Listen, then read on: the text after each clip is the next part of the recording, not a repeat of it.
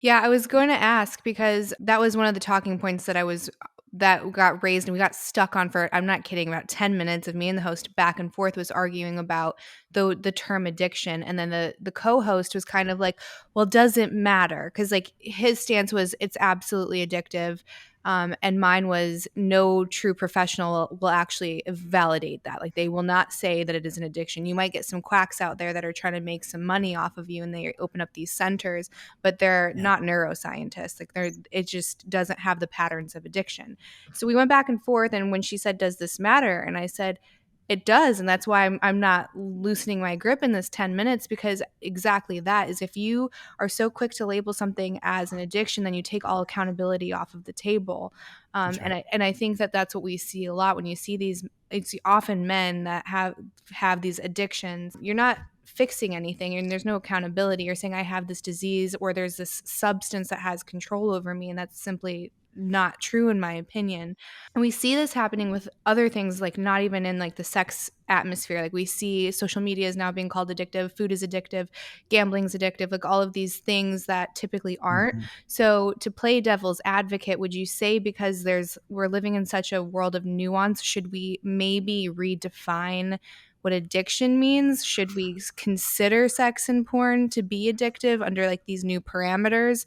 And then like what would the cost benefit analysis of that be? Candice, how can I get you into grad school? Uh, because, in fact, within the mental health field, we've really walked away from the term addiction. Within the DSM, the standard book of psychiatric diagnoses, the term addiction is used a total of like 4 or 5 times, and it's used in the chapter heading. And then there's this line in the book where it says the term addiction has a very vague subjective meaning that at best refers to some level of acuity or severity. But, for instance, one of the things that I like to point out is that there's been a long time debate about whether cannabis is addictive. Mhm. Because distinct from alcohol, cannabis doesn't really show a significant tolerance effect. Cannabis also doesn't really show a significant withdrawal effect, or really any withdrawal at all. And look at LSD or the psychedelics. Mhm. You can't really overdose on psychedelics, and they don't have any withdrawal and they don't have any tolerance kind of effects. And it has forced my field to really recognize that we had based the concept of addiction almost exclusively on alcohol. And that may not be accurate, or useful or effective, because the best scientific meaning of addiction is when the brain shifts from wanting something to needing it. So when I start drinking alcohol, I want it because I like the effect. But at some point, if I consume so much alcohol every day, my brain starts to need it because our brains are lazy, and when we don't need something, it stops making it.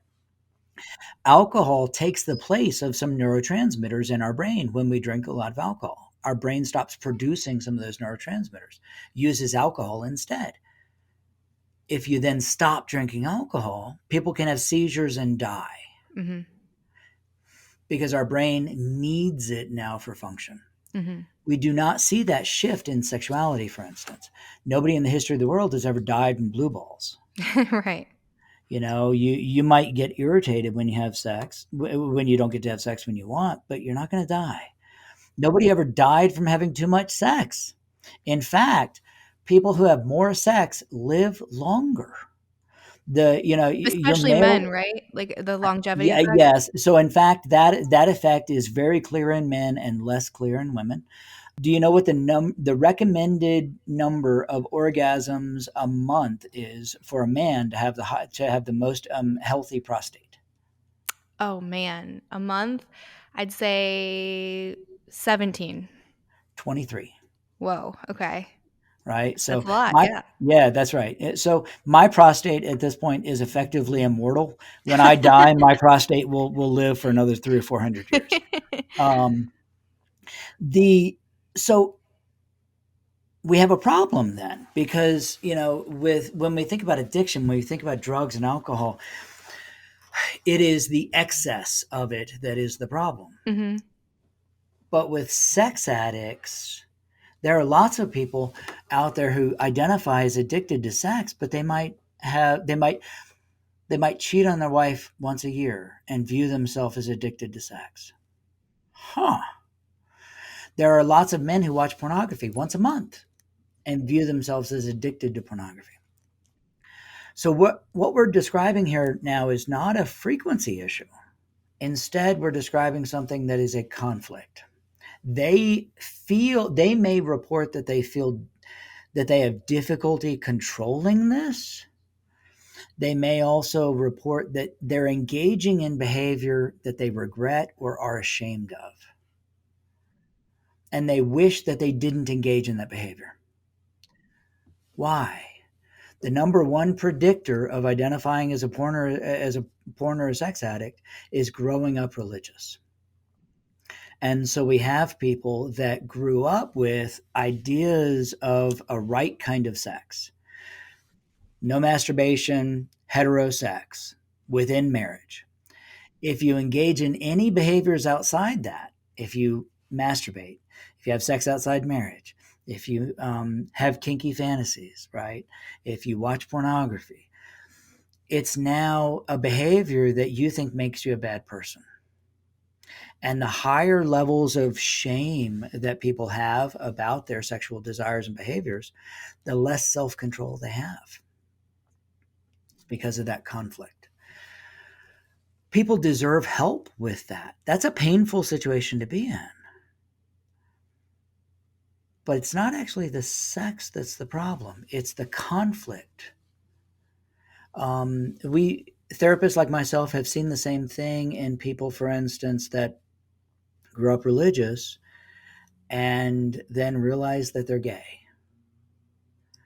How do they try and reconcile? A lot of people went through conversion therapy trying to stop being gay so that they could stay in the church, and it didn't work. It made them depressed. It made them suicidal. Oftentimes, it gave them other problems. Instead, they had to find a way to accept themselves and now reconcile or create a different relationship with their religion. Mm-hmm. Some of the same is true here, that the internet has brought access to sexuality and sexual material to people who weren't prepared for it, Mm-hmm. to people who were taught that there's one right kind of sex. And now the internet and pornography offers them an avenue to explore other kinds of sexuality, and they're not ready for it. Mm-hmm.